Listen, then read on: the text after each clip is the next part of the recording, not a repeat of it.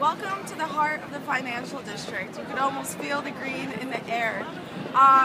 Behind me we have the New York Stock Exchange, which was founded by the Bretton Woods Agreement. Originally there were, most of it took place outside before eventually moving indoors during the 1830s. It's a beautiful neoclassical building. The top, on the pediment, you see industry surrounded by mining, agriculture, science, and invention, some of the hallmarks that have made the American economy what it is today, and it still holds the largest company shares of any other place in the world. Since the 9/11 attacks and later Occupy Wall Street, the security has been up, so you can't get as close as you used to, but you still definitely get the sense of basically the most important structure downtown today in terms of financial status. Across the street, the relatively modest house of J.P. Morgan. He was the capitalist. So one of the original robber barons. He saved America from bankruptcy twice by bailing them out. And though he was a philanthropist, he was known for being cruel, corrupt, and just always looking at the bottom line, looking to make a buck. It's also the site of a lesser-known institution, the Downing Oyster House, which was owned by Thomas Downing in the 1800s.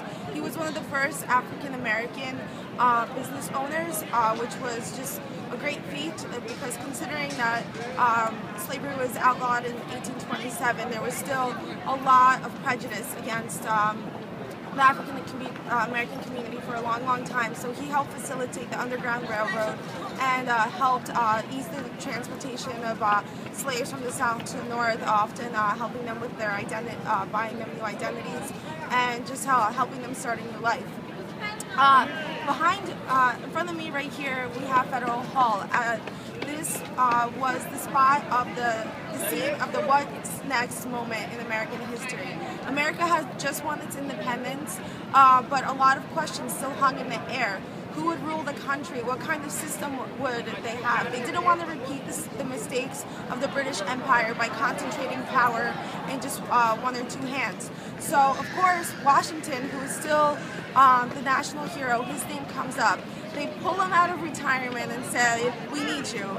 Washington at the time came in when there was a huge debate going on between the Federalists, led by Alexander Hamilton, and the Anti-Federalists, led by Thomas Jefferson. Basically, they represented the two camps of the country. The North, which was largely based in trade, kind of had a diverse economy, and the South, which was a monoculture based on slavery. So they were trying to reach some kind of compromise. And they basically did that just a few blocks around the corner where we saw Washington's first house. They bumped into each other in classic New York style, and they eventually were able to see eye to eye.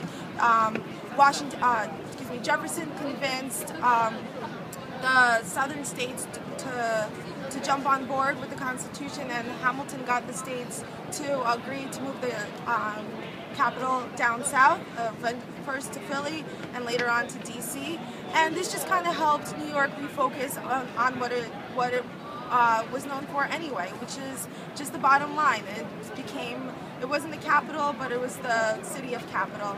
And this is where it first took place. Washington, a rich man from a southern plantation town, his legacy continues to live today. During his time as president, he helped foster good communication again with England, and when he retired in 1797, he freed all of his slaves. Of course, there's no glossing over the fact that he did own slaves. He wasn't a god, though many people did consider him the closest thing at the time. But a lot of his ideals did lay the foundation for emancipation, which would take place over the next 100 years.